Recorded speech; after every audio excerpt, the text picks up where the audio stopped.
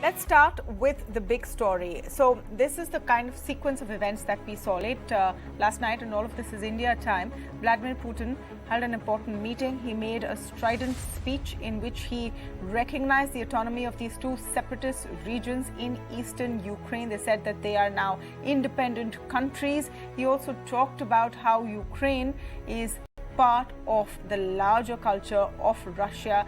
He hinted almost that it should not even exist. Now, following this, there was an emergency UN Security Council meet, and there a lot of countries spoke about what they would do next. In fact, President Zelensky, that is of Ukraine, says they may even break off diplomatic ties with with Russia. The U.S. meanwhile saw Biden sign an executive order saying that no Americans or American institutions should do any kind of financial transactions with these two new regions that Putin has pretty much carved out overnight from what is Ukraine.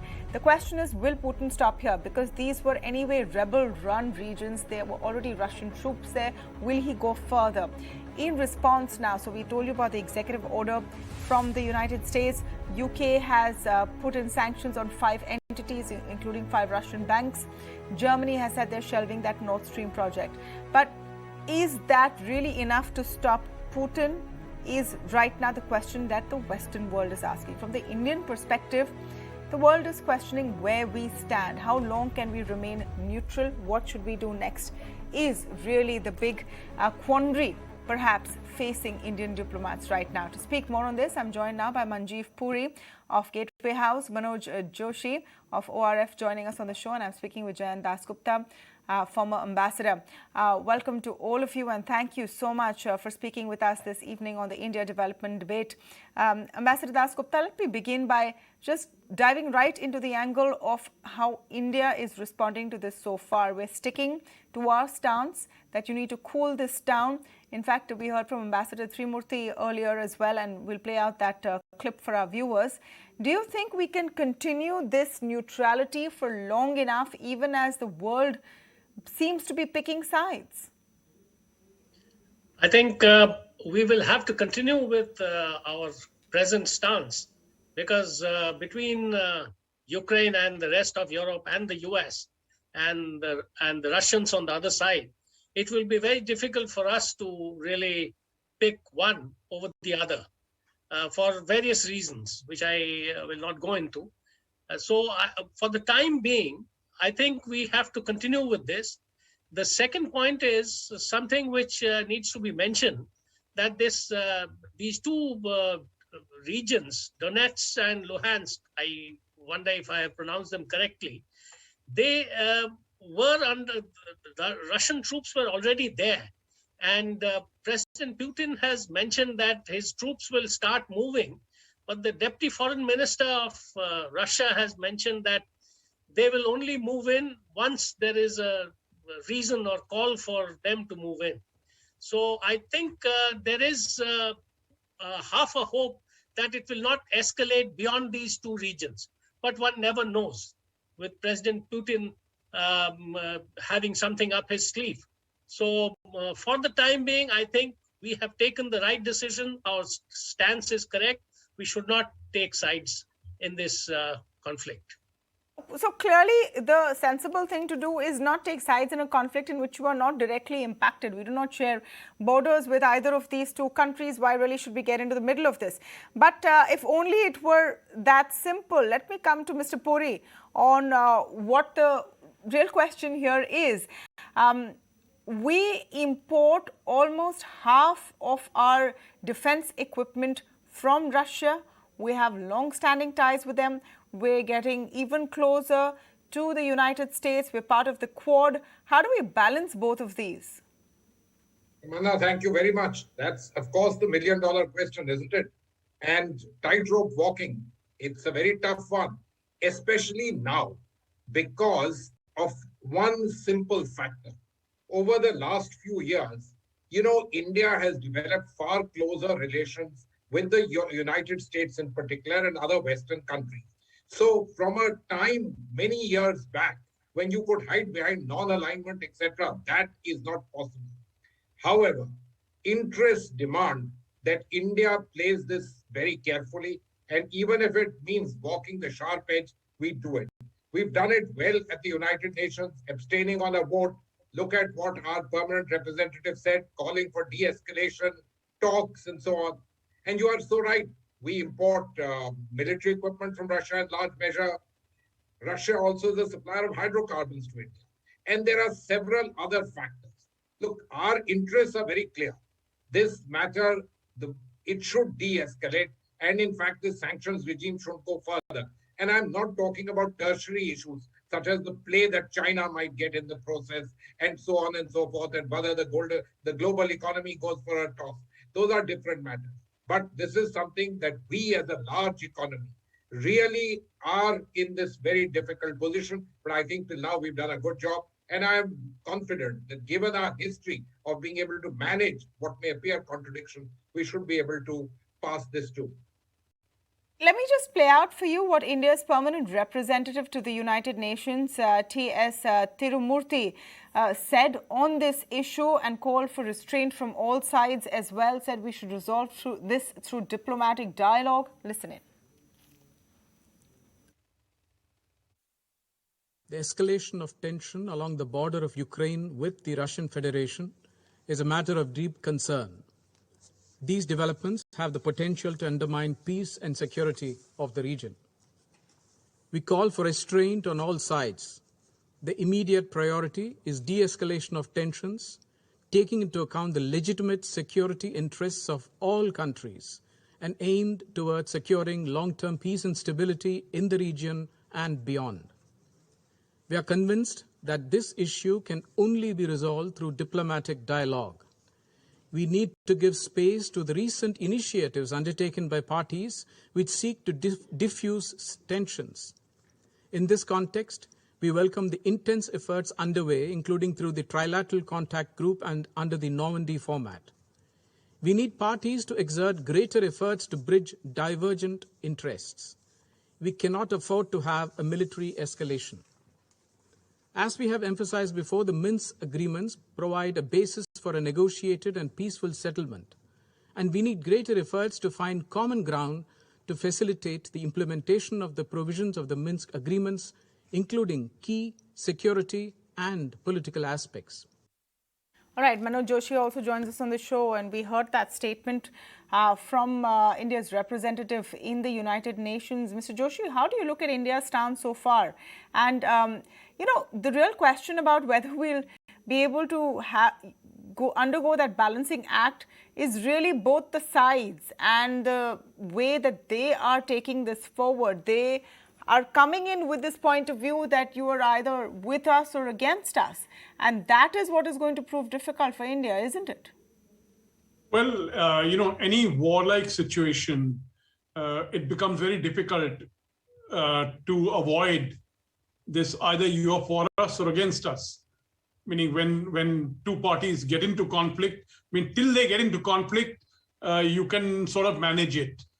Now is crunch time for Indian diplomacy. So it's all right to make all these say all these nice things that Tirumurti has said in New York. The point is, when crunch time comes, your friends, and both the United States and the Russians are our friends. Your friends are going to demand much greater clarity of your stand. And there, as has been pointed out, it's not just 50% of your defense imports, 70% of your defense equipment, meaning up to 2035 to 2040, 70% of the defense equipment that you have, spare parts, consumables, etc., come from Russia. Not only that, the Russians provide you strategic assistance. Where, you know, if you have a problem with trying to make a nuclear weapon, the Russians help you.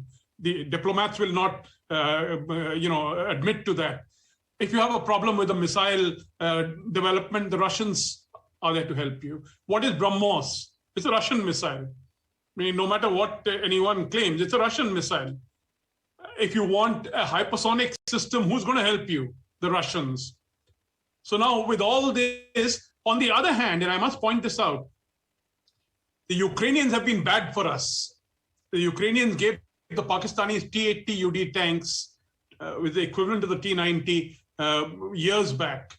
The Ukrainians have provided huge amount of technical and technological assistance to the Chinese. The Chinese very early recognized that Ukraine is a great place to get a whole lot of technology which was there in the former Soviet Union. So what I'm trying to say is that if it's purely a matter of national interest, I say go with Russia. But we're also stuck with America because we've decided we have a problem with China. So this is a geopolitical mix-up. It's not easy to square the circle out here. And all of it is our own fault because our own weakness, our own incompetence in a whole range of areas has made us vulnerable. We should have been much stronger vis-a-vis China, which we are not. And because we are not stronger, we are dependent on the United States. Now, if we are dependent on the United States, what do we do in this in the current circumstances? So all I'm trying to say is that you're really in a well, I won't use the pejorative, but I think we're in a bad place. Now, the question is, how do we toe this line? I want to get a response from Mr. Puri to some of the comments that Manoj Joshi has made, because he's outlined where the sticking points are, and considering, after the German Chancellor's statement on Nord Stream 2, the White House came out with a statement saying that, we'd really appreciate it, etc., etc. The UK has chimed in with sanctions and all of that. There will come a point, perhaps, when NATO, the United States, our partners in the Quad will turn around and ask, so where do you stand? Tamanna, this is not the first time that we are facing this problem. But as I mentioned to you, our situation does become a little bit more complex than it was in the past. A, you don't have non-alignment. And B, we are what we are, far bigger as an economy, far bigger player. And we have been inching, whether we like it or not, or admit it or not, we've been building bridges and a big relationship with the United States. And I'm not talking about why that is happening purely because of China. So this is a difficult task. And let me put it to you like this. It is my understanding from years of being in the diplomatic corps that, the Russians actually don't ask you, are you with us or not? But the West does. And they demand that also. So it is a tougher choice. It is a tougher one. We have sort of fended this off quite well. Look what the External Affairs Minister said during the Quad meeting, that, this is not a game in which we want to take sides. And look what our permanent representative has been saying. Look at the way he answered the questions at the Munich Security Council conference. But the fact of the matter is, there would be also collateral issues. So if there are very stringent sanctions against Russia, not necessarily the types which we have currently seen, which are only on those regions and so on, but if they are extremely stringent ones, not just this military, as well as the other related defense-related issues, which would become problematic, let me leave a completely different set of thoughts with you. It's not what India and Russia are doing together. But do remember that if Russian hydrocarbon supplies to Europe get cut off, then the West will have no choice but to get the Middle East, which is the big supplier to India, to push most of its production onto Europe. They are simply allies. There's no question about that at all. And what would happen? We would have to take the hit in a much larger manner in terms of prices, etc. So there are a very large number of issues which are correlated to all of this. And this is not going to be an easy task. In fact, logjams tend to become quite problematic because they last. So we don't know which way this is going. The first step itself, has a number of areas of potential problematic. The Indian economy, and we are an economy which is growing, which has become big, but issues of fragility certainly remain. And hydrocarbons are a very important element of our overall effects basket and the way our economy goes forward. Yeah. Inflation, very important thing for us. No, so that is now a global issue. If crude is going to inch dangerously, hovered near 100, went up to 99, and then has eased a bit today. So that, of course, is a big problem for us, and we have discussed that in detail earlier in the day as well. But, I want to come to the question of what we are seeing right now. And let me come to you on this, Ambassador Dasgupta. So let's take a cue from how Wall Street has reacted. Opened in the red, and then has sort of stabilized. And the sense one gets is that they look at what the United States has set so far as mini sanctions. They are not sure, traders are not sure whether they're going to go any further. We should also tell our viewers that at 2 p.m. Eastern Time, which is about 12:30 post midnight, Joe Biden will be speaking. He will be giving an address on the entire issue. So we'll have to wait and see what comes in then. But just on this point, Ambassador Dasgupta, that glimmer of hope that this is going to be a bit of a slap on the wrist and then things will ease off. Maybe Putin won't go beyond, these two regions, and maybe more economic, harsher sanctions will not kick in. Do you think that glimmer of hope remains as of today? Yes, I'm very optimistic because the Russian majority provinces, the two eastern provinces, Putin has already recognized them as independent people's republics. And he doesn't really stand to gain very much, apart from, of course, flexing his muscles and showing to the rest of the world how much of a strong man he is by getting into the rest of Ukraine. And then, taking on the brunt of very harsh sanctions. So I think there will be a kind of a negotiated settlement, and the U.S. action that investments and trading with these two regions will be prohibited. That itself shows that if Putin stops here, then the U.S. will also perhaps not aggravate the situation by bringing in harsher sanctions. And as far as the UK is concerned, which was very quick to jump the gun, they have, I think, prohibited dealings with 5 banks, but only 3 oligarchs have come under sanctions. And there are at least 50 oligarchs, Russian oligarchs who live in London or the UK. So they have also been quite restrained in their approach. So we have to see. And I think there is indeed more than a glimmer of hope that things may not really proceed very much in an adverse direction from now on. So this may be a kind of, saber rattling. And Putin has, again, showed his might by first annexing Crimea in 2014 and now declaring these 2 republics, which will be very difficult for the rest of the world to make him undo. We'll have to give these up. Donetsk and Luhansk. Been practicing the right pronunciations of these names, so that seems out of order. Manoj Joshi, do you share that optimism that this will somehow end here, both sides will walk back? Because look at the statements, look at the saber rattling. How do you climb down from here? Look, it's very obviously not an easy process. See, it's when you have armies, you have weapons, you have this kind of confrontation, accidental things happen. Okay, things happen, they can deepen a crisis. Now, the point you made, and Ambassador Dasgupta has also made correctly, is that the response, both sides seem to be very carefully calibrating what they are doing. Okay, Putin has not moved into Ukraine, but into parts of Ukraine, which they already, for 8 years, the Russian forces have already been operating from there.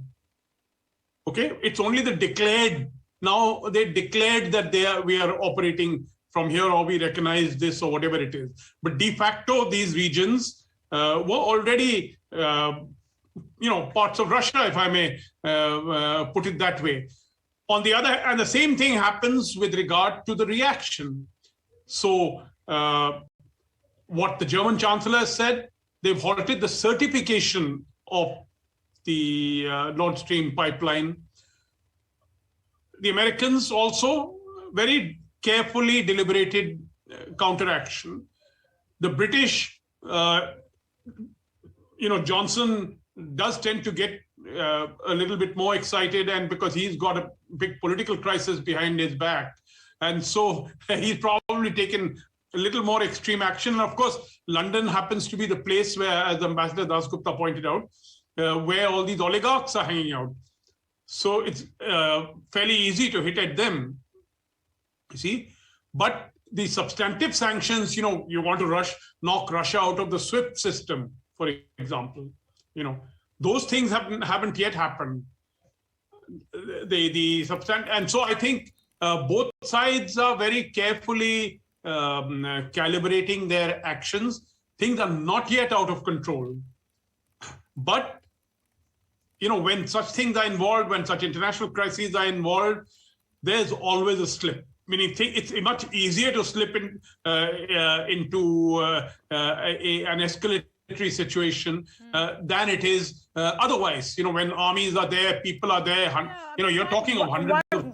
One would hope, as Indian diplomats are saying, and I'm sure the world is hoping, that we're just emerging after 2 years of COVID. Let's not bring in a big geopolitical event which puts everyone on edge once again. We don't know now how the Fed will respond. All governments will have to figure out what to do if crude prices go out of control, gas prices go out of control, energy crisis in place, world trade. So all of that. But Ambassador Dasgupta, once again, on the question of India's position and which way does it make sense for us to go if we need to take a stance at the end of the day? Manoj Joshi spoke earlier that in national interest, on the face of it, it would seem that, Russia has been there for us militarily, and that is an important sort of part that we can't ignore. Yes, we have just got the S-400 system, and we are looking a very close look at, we are taking a close look at Su-35. For our next acquisition, amongst other competing aircraft as well. So we can't really, keep a distance from the U.S., from the Russian military hardware that we already own, and that it is constantly supplying to us, including the technology, as Professor Joshi mentioned about the BrahMos missile.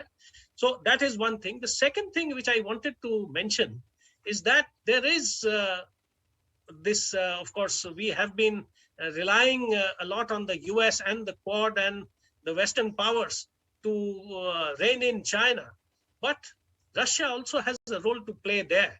And if it comes to a crunch situation, and we have to really bank upon Russia to keep off China, I think Russia will again come to our assistance, and there would be a kind of an intervention from Russia. So that is there. Now, if we cannot annoy the Americans and the West also, because most of our trade is with them, we have so many things in common with them. So the short point that I wanted to make is we have to walk the tightrope, as Ambassador Puri mentioned, and we have done it before. We will have to continue to do that. We need not take sides, and though we may get brickbats from both sides, possibly more from the West, we need not pick sides. The question over here, again to you, Ambassador Dasgupta, on how you think this is going to move ahead, where, the view seems to be that these sanctions are not going to hit anyone too hard right now because they're restricted to these two regions. There's no sign right now whether the mega big economic sanctions package is going to come through. They're saying, let's see what Russia does next. We don't know if Putin's going to move further, or maybe he's made his point. Do you think that this will end here? No, if it really, escalates and there are harsher sanctions on Russia, including, the banking system, SWIFT, for instance, which used to be there with Iran, we will then have to take a relook at things, and we will have to, view our national priorities and find out ways and means of going around the sanctions, which we did in a very small way for Iran as well, by having a bank which had no foreign business, but which could deal with Iran, an Indian nationalized bank. So we will find out ways of doing that if there are harsher sanctions against the Russians. Sure. But I think, wait and watch. Yes. Situation. This is a story that seems to change every 24 hours. So we'll have to check back in and see what is going to happen. 12:30 India time is when Biden's statement is expected, so it's an ongoing story. Thank you so much to all of you for joining us on the show this evening.